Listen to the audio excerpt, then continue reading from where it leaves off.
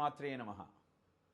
జనవరి 22వ తేదీన అయోధ్య నగరంలో రామచంద్ర ప్రభు యొక్క ప్రాణ ప్రతిష్ఠ ఆలయంలో జరుగుతున్నటువంటి నేపథ్యంలో అయోధ్యలోని బాలరాముడి ప్రాణప్రతిష్ఠ ఎందుకు జరగాలి, భారతదేశంలో ఎన్నో పట్టణాలు ఉన్నాయి కదా అన్న ప్రశ్న చాలామంది హృదయాలలో మెదులుతూ ఉంది. మనం ప్రతిరోజు ఇంటిలో పూజ చేసుకొని భగవంతుడికి నమస్కారం చేస్తాం. వారానికి ఒకసారి ఆలయానికి వెళ్ళి భగవద్ దర్శనం చేసుకుంటాం. 6 నెలలకు ఒకసారి తిరుపతి క్షేత్రానికి వెళ్ళి వెంకటేశ్వర స్వామిని దర్శించుకుంటాం. ఎందుకు అంటే ప్రతినిత్యము ఇంటిలో మనం చేస్తున్న పూజ వారం రోజులకు ఒకసారి భగవద్ దర్శనము ఆలయంలో చేసుకోవటం వల్ల 7 రోజులు ఇంట్లో నువ్వు దర్శనం చేసుకుంటాం వల్ల ఎంత పుణ్యాన్ని నువ్వు సంపాదించగలుగుతావో, నిత్యము షోడశోపచారాలతో భగవద్ అర్చన జరిగేటువంటి ఆలయంలో అంత ఫలితాన్ని ఒక్కసారి దర్శనంతో పొందగలుగుతావు. ఇక క్షేత్రము, తీర్థము, మూర్తి మూడింటి ప్రాధాన్యత కలిగినటువంటి పుణ్యక్షేత్రాలలో ఆ స్వామి దర్శనము, ఆరాధన, దానము, ధర్మము అద్భుతమైన ఫలితాన్ని నీకు ఇస్తుంది. ఇది భాగవతంలో నారదుడు ధర్మరాజుకు చెప్పిన సత్యము. ఇట్టి పుణ్యప్రదేశములందు ఆచరించిన ధర్మము స్వల్పమైన సహస్రాధిక గుణ ఫలితమిచ్చు భూవరేణ్య. పుణ్యక్షేత్రాలలో నువ్వు ఆచరించేటువంటి సత్కర్మల ఫలితము నీకు 1000 రెట్ల ఫలితాన్ని ఇస్తుంది. అయోధ్య అంటే సామాన్యమైనటువంటి నగరం కాదు. మీకు దీనికి అద్భుతమైన దృష్టాంతము శృంగేరి పట్టణం. ఆదిశంకరులు ధర్మ సంస్థాపన కోసం పీఠాలు నిర్మించుకుందాము అని ఆలోచిస్తున్న తరుణంలో శృంగేరి వెళ్ళారు. అప్పుడు అక్కడ జనావాసం లేదు.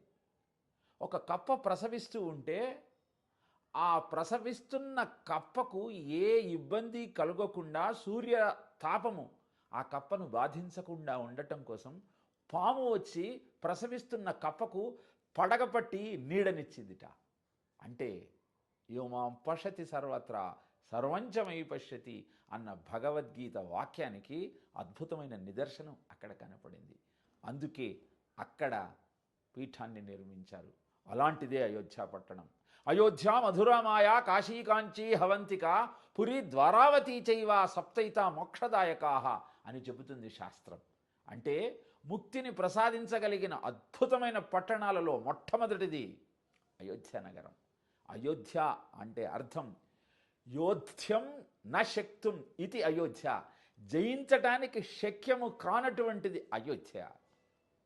ఎలా వచ్చింది అయోధ్య నగరానికి అంత అద్భుతమైనటువంటి శక్తి అంటే, తత్రాసి అయోధ్య నామ నగరి తత్రాసీత్ లోక విశ్రుత మనునా మానవేంద్రేణ యాపురి నిర్మిత స్వయం. అది నిర్మించిన వారు మనువు, కశ్యపుని కుమారుడు సూర్యుడు. ఆ సూర్యుని కుమారుడు వైవస్వత మనువు. ఆ మనువు చేత నిర్మింపబడినదే అయోధ్య. అంటే వారి తపశ్శక్తిని అంతా అక్కడ నిక్షిప్తం చేసి అద్భుతమైన నగరాన్ని నిర్మాణం చేశారు.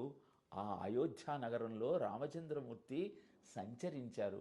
ఆయన పాదము తాకిన ఆ భూమి పవిత్రమైపోయింది. అందుకే రామచంద్రమూర్తి అయోధ్యను వదిలి వెళుతూ ఉన్నప్పుడు ఆ పట్టణంలో ఉన్న జీవరాశులన్నీ ఆయన వెంట బయలుదేరాయి. నీవు లేకపోతే మేము ఉండలేము అని. కదలలేని చెట్లు వంగి సాగిలపడి నన్ను కూడా నీతో తీసుకువెళ్ళు రామచంద్రమూర్తి అంటూ అభ్యర్థించాయి.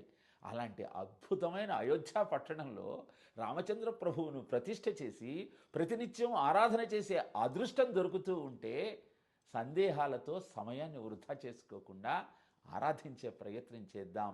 22వ తారీఖు నాడు అయోధ్యలో జరగబోయే ఆ ప్రాణ ప్రతిష్ఠ 500 సంవత్సరాలుగా ప్రతి భారతీయుడు ఎదురు చూస్తున్న శుభముహూర్తం. అలాంటి అద్భుతమైన ముహూర్తానికి మనం కూడా మన ఇళ్లలో దీపాలు వెలిగించి స్వామిని దర్శించి అక్కడి నుంచి వచ్చిన అక్షతలను పూజించి ఆ తరువాత శిరస్సును దాల్చే ప్రయత్నం చేద్దాం. ఊరు ఊరు వాడవాడ అద్భుతమైన శోభాయాత్రలతో రామనామాన్ని జపిస్తూ జీవితాన్ని ధన్యం చేసుకునే ప్రయత్నం చేద్దాం. ఓం తత్సత్.